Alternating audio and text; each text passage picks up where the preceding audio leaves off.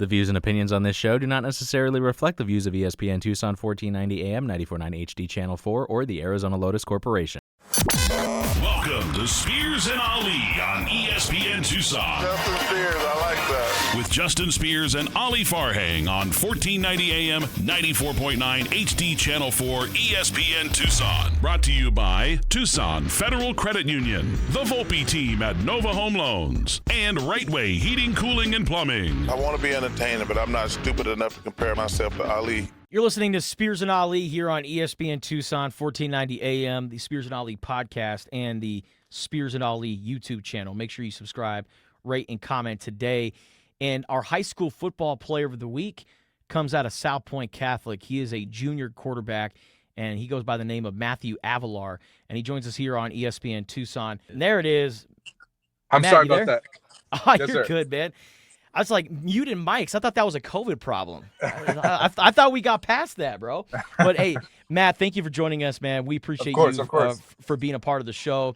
And so, big win last week against Scottsdale Saguaro. Take us through what you guys went through, because weren't you guys down 17-0?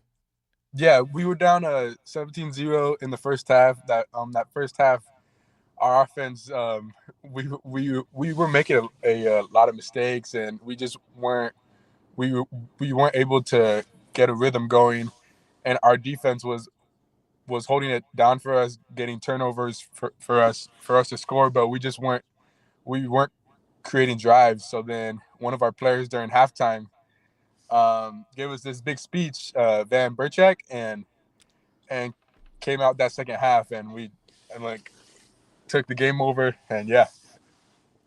It's no surprise that the son of Anthony Burchak was the one who got you guys all riled up. What were some of the things that he said? I'm sure there was some colorful language in there. What were some of the things that he was saying to get you guys riled up? He was just saying how we look. We look like we didn't have any energy. We look soft. I mean, it was mostly towards the whole team, not just the offense. I mean, there was times when like the offense was out there, or like the defense was out there, and the sideline had no energy, like they weren't hyping them up. So he made sure to take notice of that during halftime and second half. Everyone fixed what they had to do, and yeah, we got the job done. And what do you think was key to that second half in the offense, turning things around and getting points on the board? Passing the ball. I feel like we were able to pass the ball a lot second half. I mean, all of my receivers, to be honest, RJ Gorey, David Rushing, they were really able to get open and find slots to sit down, so we can drive down that field. And looking at the first three games of the season, this was really kind of like the breakout game for you, right? You had 4 touchdowns, no interceptions. How are you feeling out there in that second half? What was going through your mind as the offense was finding a rhythm? I felt like I was telling one of my coaches during the weekend that this was the first time I felt like that like I'm getting to play my football. This is the first time that I felt that like Matthew Avelar is back, and I'm playing like how I play, because I felt like sophomore year I just wasn't like fully there, and then now I feel like, all right, like I'm back. I'm playing my football. I'm throwing touchdowns like how I should be. My team's there, having my back, and I feel good. You mentioned, sophomore year, you took a lot of lumps and you had some growing pains. What did you learn from your sophomore year? How did that prepare you mentally, and how did that set you up for what we're seeing right now? Sophomore year, it had me. It built my confidence a lot. I feel like I was dealt with so much adversity during the season, so many like ups and downs, and I felt like that really helped me grow as a person, but as a football player as well. But I felt like I know how to deal with adversity now, and if things come up like that, like now, because like they're they're they're bound to happen. Like it's not like it's just gonna go away. So I'm a like I'm better at dealing with it now, and so far as stuff like that hasn't been happening because Okay. I've been able to control. I have a lot of control now than I did last year. And 3 games this year. It's not like you guys are going out and blowing out your opponents because you guys are Yeah. playing against some really good teams, right? But you guys are winning, and you're also learning along the way. What have you guys gained from the first 3 games, and what do you think this team has shown? Um, we we've gained that. I mean, lots of knowledge about our team. We need to start off fast in the beginning and stop showing it during halftime. We need to show it in the first quarter and play all the way through. Like I feel like we don't know how to start it, but we know how to finish it. And right now we we we need to work on starting it and also finishing it right now. Hmm. And you mentioned Van Burchek a little bit ago, RJ Gorey as well. What do you make of the weapons around you and how that helps you out as a quarterback? Oh, they're awesome.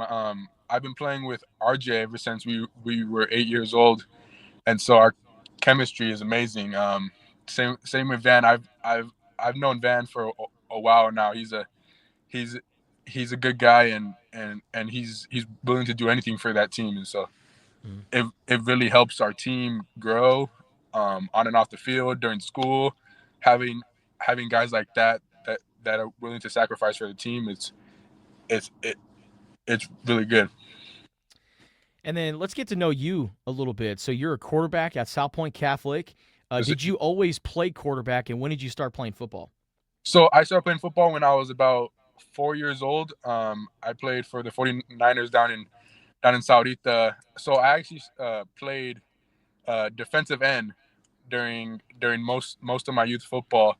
I played defensive end, and then I played uh, receiver. I played. I was basically playing everything. They would put me in as quarterback, but just to run the ball in youth football. And then I think it was 13U. That was my first time ever fully playing quarterback. Like I stopped playing defense. I didn't play receiver anymore, and I focused on quarterback 13U. And yeah, I feel like it's been the right decision ever since. So you made that decision when you were, right around, 12, 13 years old. Mhm. And like you said, it's been a great decision for you. What brings you joy out of, playing the quarterback position and really having command of the offense?